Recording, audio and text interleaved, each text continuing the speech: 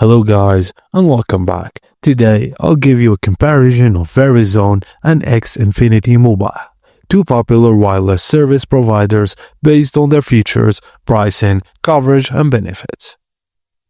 Verizon operates its own network and offers nationwide 5G and LTE coverage, known for its reliability and extensive reach.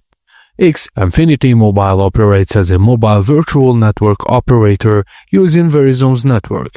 Coverage is nearly identical to Verizon's, but with some differences and prioritization during network congestion.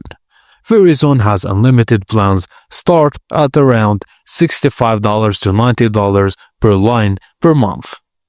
Premium features like high-speed 5G and entertainment subscriptions, while Xfinity Mobile requires you to be an Xfinity Internet customer to access plans.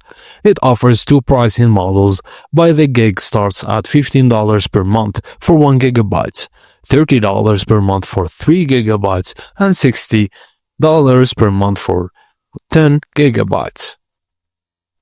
Verizon priority access on its network, which means better speeds during high traffic, while Xfinity Mobile, it has lower prioritization than Verizon customers during network congestion.